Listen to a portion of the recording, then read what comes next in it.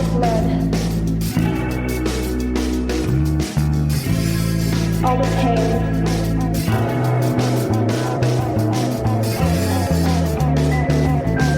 all the blood, all the pain.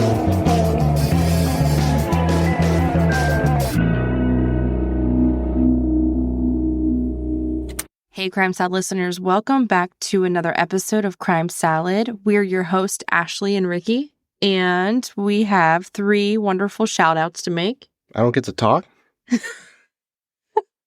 You can talk. All right, fine, I will. All right, so newest patrons, we have Lauren, Suzanne, Kate. Thank you guys so much for supporting the podcast. We really appreciate it. All right, so let's jump into this week's episode. Tonight, police search for more victims of the alleged shopping cart serial killer. A man police believe transports the bodies of his victims in a shopping cart after killing them. DNA evidence has confirmed the identities of Cheyenne Brown and Stephanie Harrison as the victims found in a container near the Moon Inn Motel. Now officials worry there could be more. It's bad enough you started with one, but to continue to do this, like, you're a freaking monster. All right, guys. So our case that we're going to cover this week seems like it's right out of a crime show like Law and Order or Criminal Minds. In fact, in 2001, the show called Cold Case had an episode about a murderer who had earned the same nickname, the shopping cart killer. Well, this week's episode is no fictional account, but is the true story of how a man named Anthony Robinson baffled police for months as he left the murdered bodies of no less than 4 women scattered across Virginia and the Washington, D.C. area. While police are sure that they have caught the man responsible for these horrific acts, they believe that more victims could be out there due to the work of this serial killer.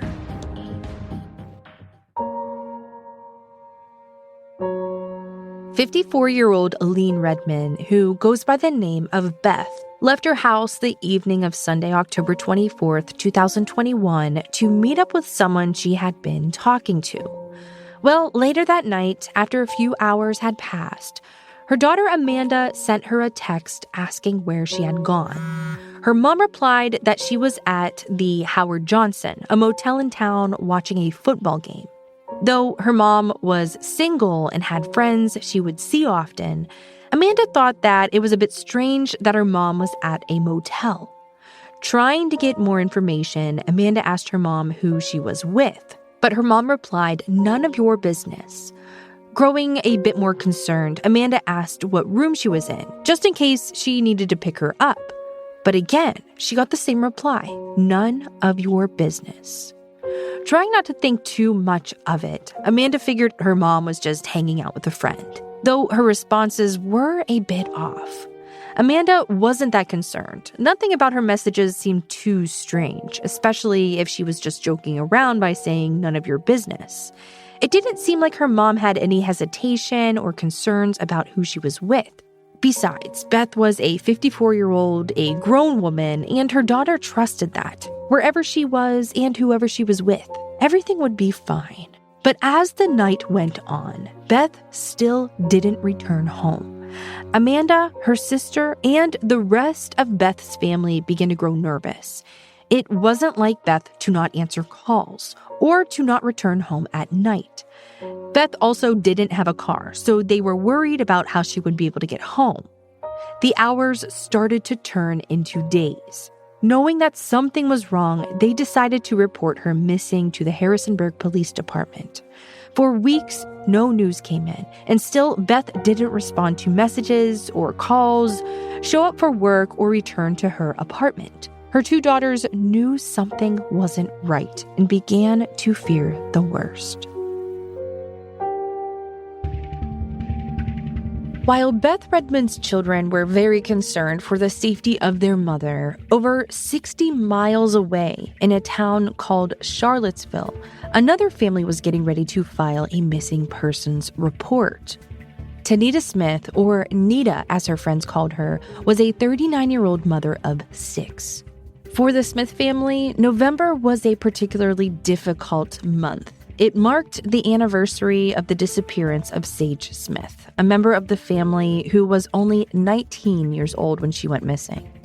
Sage had been out with a friend on November 20th, 2012, but when she didn't return home, her family began to panic. Her case was originally classified as a missing person, but after a few years, police changed their ruling to homicide. In the 9 years since she was last seen, police have only been able to identify one primary suspect, a 29-year-old named Eric McFadden, the last person to have seen her alive. But when asked to come in for an interview, he fled town.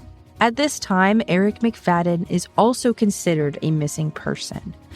On top of dealing with the anniversary of Sage's disappearance, the Smith family was also grieving the recent passing of an aunt. On November 14th, Tanita was last seen on the 300 block of 10.5 Street Northwest in Charlottesville, near where she lived. As a mother of 6 young children, it's hard to believe that she would willingly leave her kids uncared for. But after days went on with no sign of Tanita, on November 19th, her family decided to report her missing to the Charlottesville police. In initial reports, police shared that they believed Tanita might have traveled to the Harrisonburg area, the area where Beth Redmond had gone missing less than a month earlier.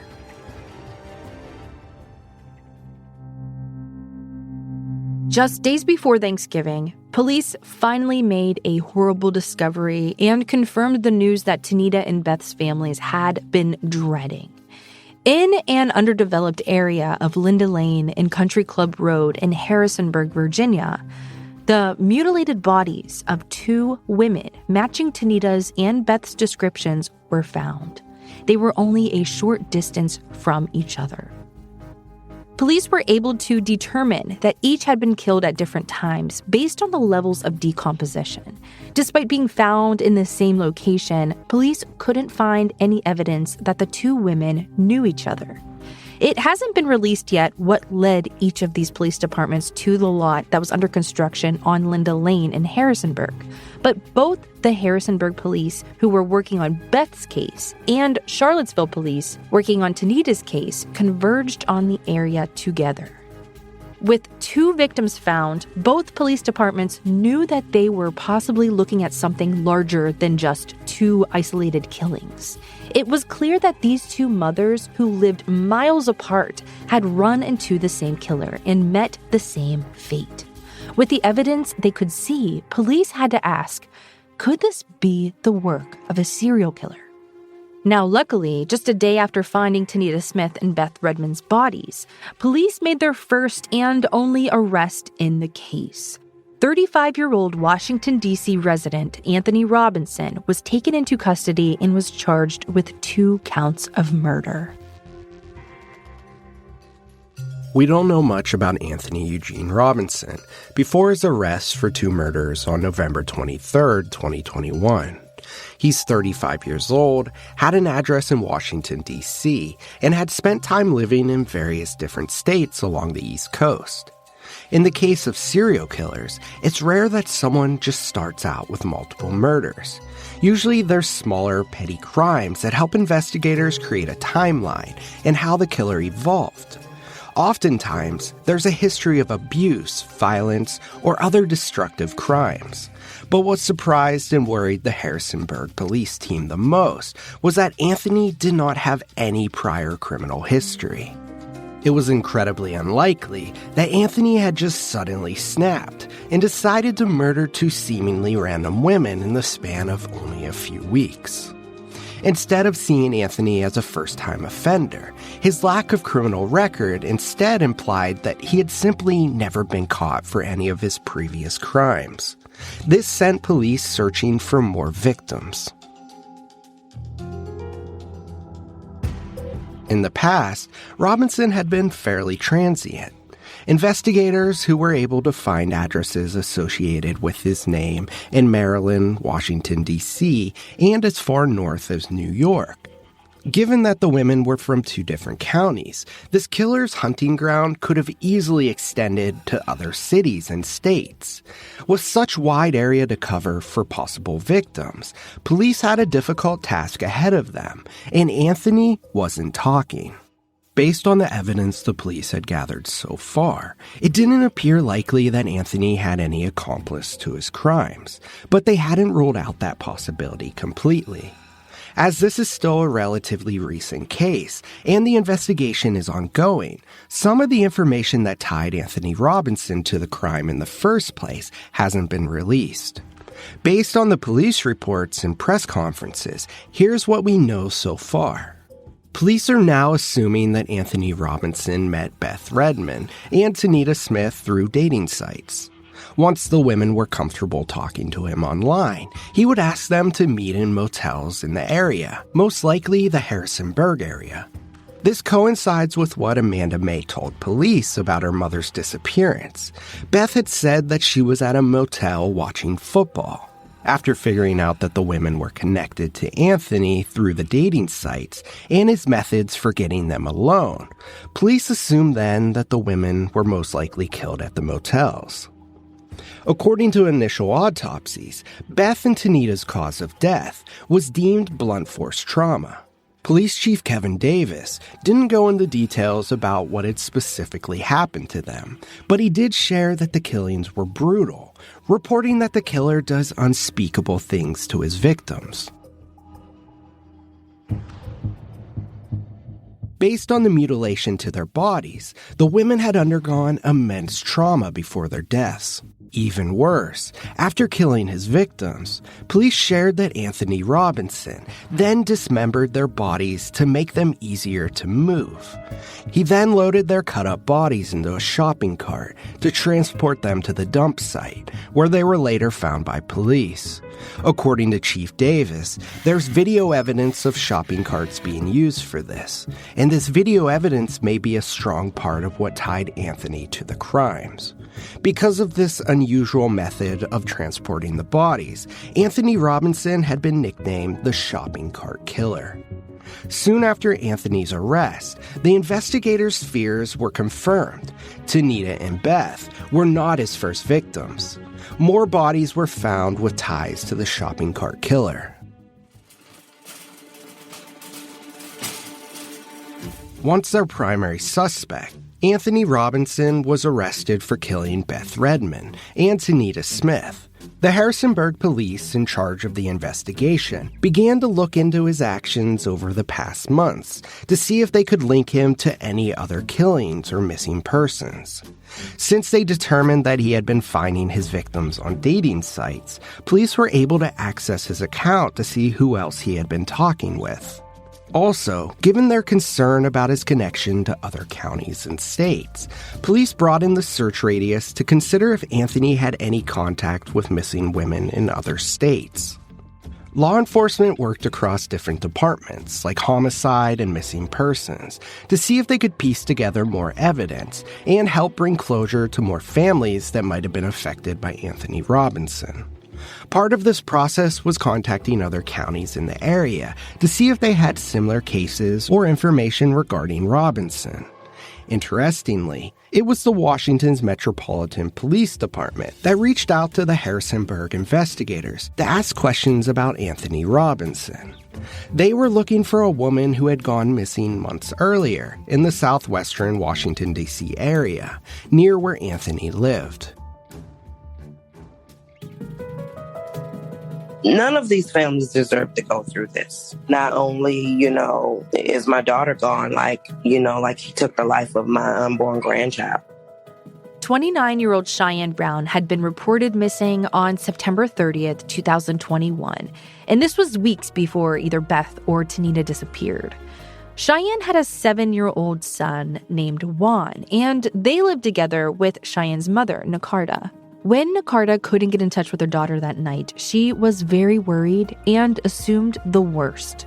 Cheyenne was small, only 5'2" and 130 pounds, and she was 4 months pregnant. Nakarda began calling morgues and hospitals, searching for her daughter, but there was no sign of her. Nakarta decided to reach out to the local police department for help, filing a missing persons report. With the police involved, they began to track Cheyenne's movements through the city. They found that she had taken public transportation to the Huntington stop, only 5 miles from Ronald Reagan Washington, D.C. National Airport. Video surveillance and cell phone data confirmed that she had made it safely to the station and showed her interacting with a man. In the footage, police were able to identify that man as Anthony Robinson. Anthony Robinson had been staying at the Moon Inn in Alexandria, Virginia in the days around Cheyenne's disappearance. His cell phone data showed Anthony at the Moon Inn on the night of September 30th. And by tracking Cheyenne's cell phone after the Huntington stop, when she could no longer be seen on the video footage, her phone pinged in the same area of the Moon Inn as well. Police were able to determine that Cheyenne and Anthony had met through a dating website, just like he had met his other victims. Cheyenne's family was also able to confirm that she knew Anthony. While Nakarta was out of town in mid-September, one of Cheyenne's cousins told police that a man had stayed at the house with her. When Nakarta questioned her daughter about the man, Cheyenne claimed that the man had no place else to go. This was only 5 days before she went missing. After Anthony Robinson was identified as a suspect, Cheyenne's cousin positively identified him as the man who had stayed at the house. Given that Anthony was one of the last people confirmed to see Cheyenne alive and that their phones were in the same location the night she went missing, it was clear to police that he was a prime suspect in her disappearance. At the time of the initial search, however, Anthony had not yet been connected to the other murders, nor had he been identified as the shopping cart killer. Without Cheyenne's body or more evidence, they didn't have enough to hold him.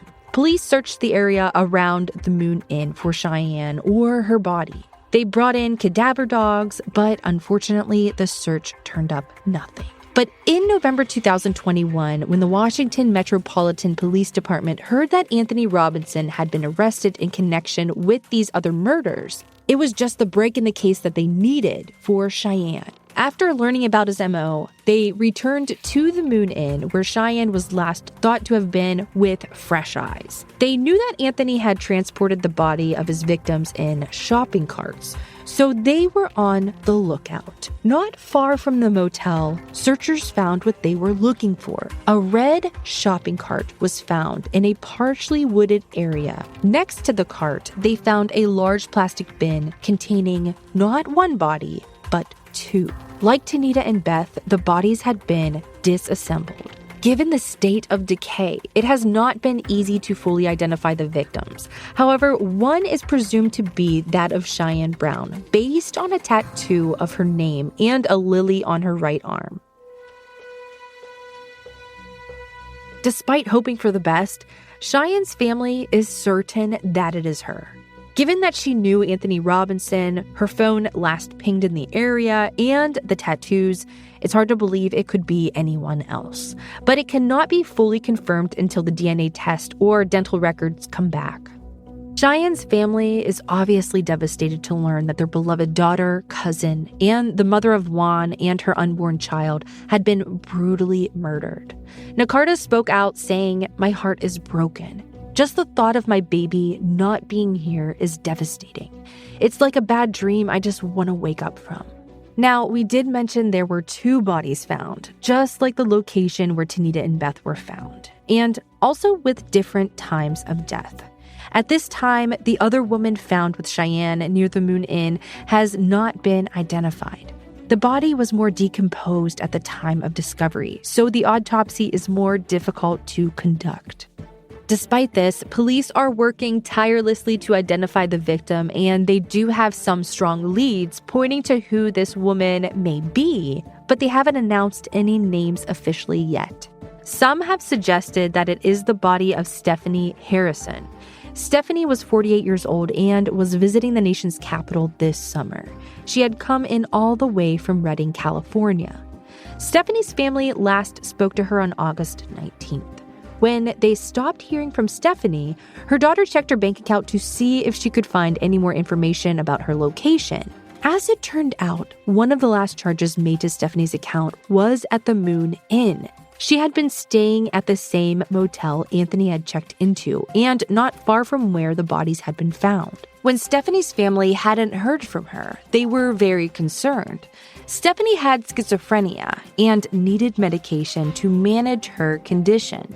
The missing persons flyer, which had been posted all over Alexandria asking for help to find Stephanie, said that she is very vulnerable and gullible in her mental state. Investigators have flown out to Redding to collect DNA samples from Stephanie's family in hopes to get them answers. Although 4 murdered women have been linked to Anthony Robinson, he is currently only being charged with 2 counts of first-degree murder and 2 felony counts of concealing, transporting, or altering a dead body relating to the deaths of Beth and Tanita. It has not been confirmed that he is responsible for the deaths of Cheyenne or Stephanie, but given the circumstantial evidence, we wouldn't be surprised if more charges will be brought against him for their deaths. As horrible as it is that someone has killed 4 women, the police suspect that there may be even more victims. They believe that they have a serial killer on their hands. If the 4th victim is identified as Stephanie, the police now have bodies from a 3 to 4 month period of time. Still doubtful that these were Anthony's first kills, the police are anticipating finding more. It seemed that he preyed upon women who were more vulnerable, and they believed it was possible that some of his victims might be women who haven't even been reported missing. Chief Davis said at a press conference following the arrest, quote, "He is a predator as all serial killers are. He preys on the weak, he preys on the vulnerable," end quote. Now that they have a suspect in custody, police have been combing through Anthony's life. They've looked through places he has lived, people who he has come in contact with, and women he has spoken to through dating apps and websites. Police do not think he became a killer over this short 3-month period. They are unfortunately sure that they will find more victims. This search may not be easy, though. It's already clear that Anthony has killed or hunted for women over a very large area in Virginia, and he has ties to other states like Maryland and New York. It's possible his victims might be from other counties and states. So the next step of investigation will need to have a broadened scope. Having multiple police forces involved across states makes the investigation even trickier, as they'll have to deal with more bureaucratic difficulties and organizational challenges. Currently, Anthony is being held at Rockingham-Harrisonburg Regional Jail. Louis Nagy has been assigned as his attorney, but there has been no public comment from either Anthony or his lawyer in regards to the case. It may be a while before we get more answers on this case. A hearing was originally scheduled for December 27th, but it was delayed until May 9th. Anthony Robinson will remain in jail until that date and is being held without bond. With an arrest being made and the bodies of missing women finally being found, we are hopeful that the families of Anthony Robinson's other victims will get the justice that they have been looking for. There's much we still have to learn about this case, particularly as the trial gets underway. We receive many phone calls about abandoned shopping carts in Fairfax County.